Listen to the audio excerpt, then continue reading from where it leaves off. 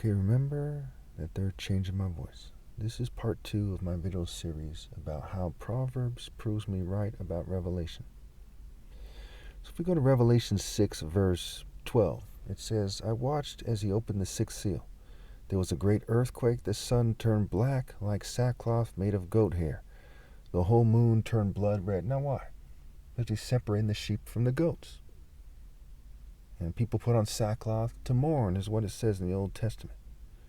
In Matthew 24, it says the whole world will mourn when they see the Son of Man coming on the clouds of heaven with great power and glory.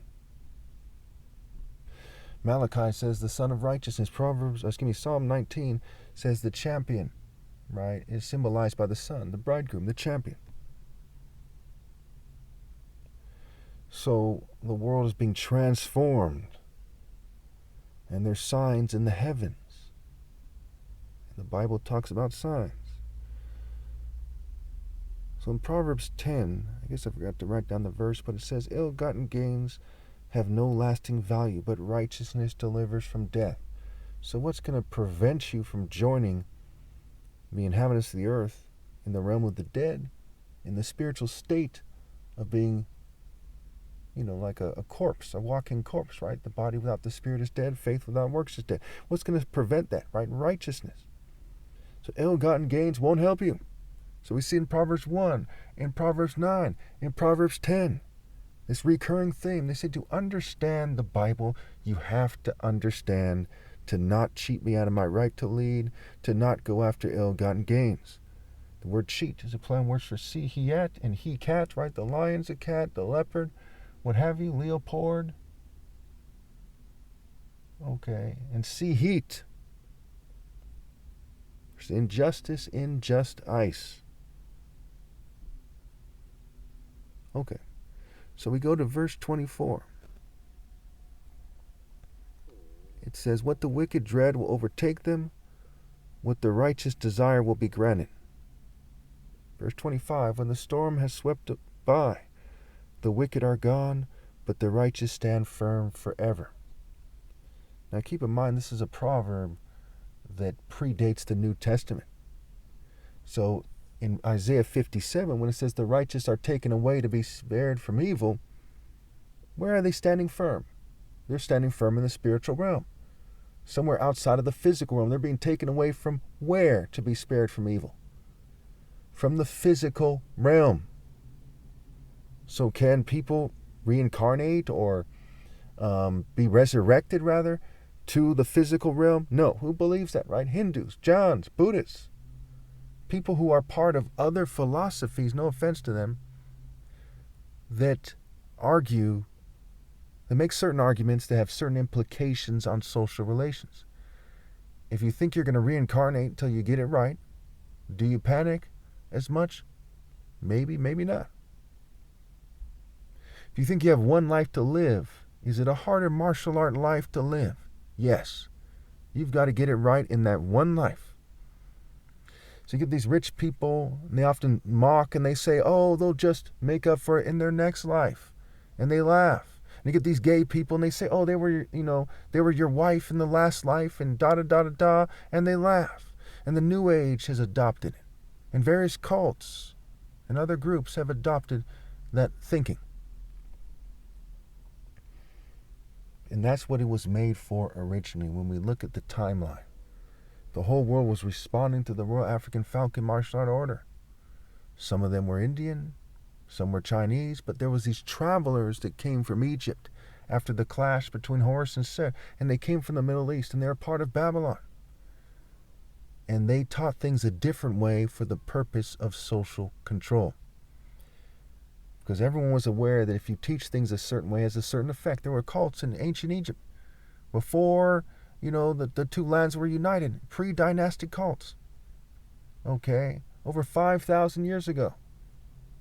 More than that.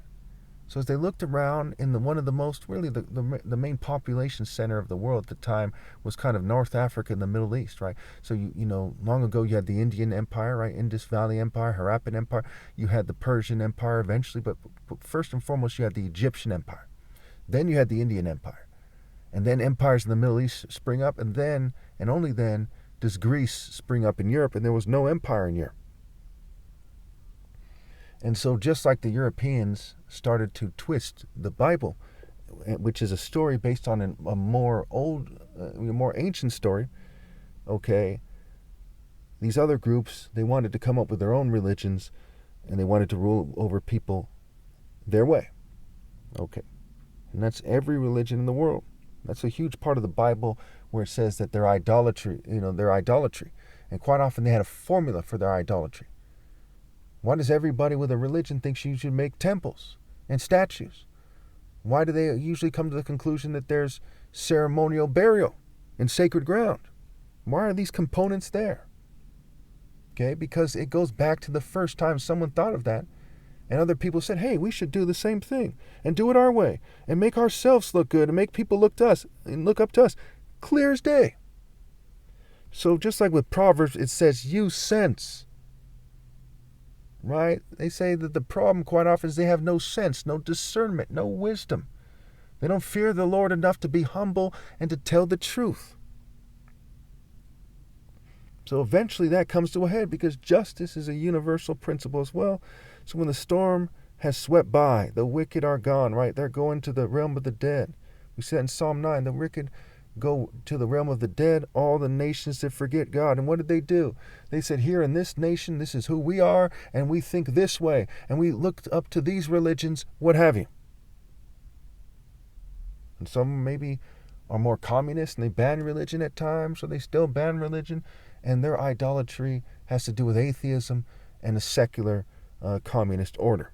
And the behind-the-scenes secret societies, and they're usually working with other people to make it so things go a certain way.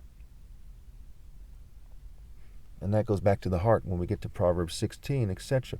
We'll talk about God weighing the motives and the heart and how people are tested by their praise. We look at the greatest commandment, right? Love the Lord with all your heart and all your being.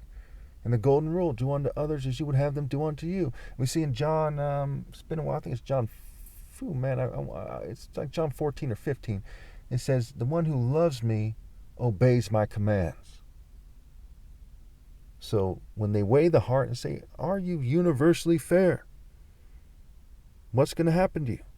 And again, it goes back to Proverbs 10. Let's go back to verse 24. Here it says, what the wicked dread will overtake them. What the righteous desire will be granted. The wicked dread being held to account for what they've done. And God has an infinite ability to punish them for their sins. When the storm is swept by, the wicked are gone, but the righteous stand firm forever. Now, if you think about the nature of the test on earth, okay, there's a sun. Where did it come from? This planet, all this different life. Not only does life come into being and things come into being, but there's all this variation. So God never comes down and explains that he's real, in a certain direct and definitive manner, because that's part of the test. Your motives are being weighed. Your heart is being weighed. You're being tested by your action-based praise. You're being tested by your actual words as well, and your gossip. Are you doing things in a way that upholds idolatry? Or are you obeying God through me and pointing to me as God's representative? You see in Matthew 10, if you love your family or your friends or your neighbor or your wife or anything more than God and Christ, which is me, then you're not worthy of God. God made these things. So your family, God made them. Their souls. God made that. He says, what are you going to do? Are you going to be a cult of the flesh person? Are you going to worship the creation and discard the creator? Which is greater, the potter or the pottery? That's how it's explained in the Bible. Can the pottery make its own pottery and make it better than the potter? Then why do you self-direct? This self-direction is a huge thing. Say they rely on their own strength in Isaiah. It's like Isaiah 31 or so. They rely on their chariots, their horsemen, that are mere flesh, instead of the Spirit of God.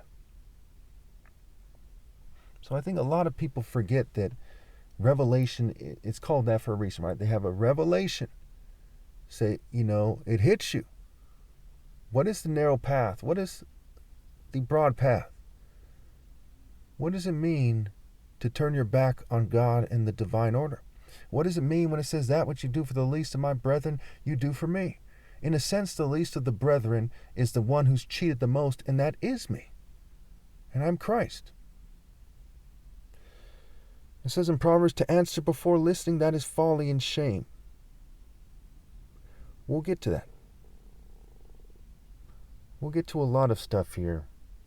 I have mixed feelings about whether to do Proverbs 10 first or to just talk about individual scriptures. I think I'm going to talk about individual scriptures first, and then we'll get to Proverbs 10 after that.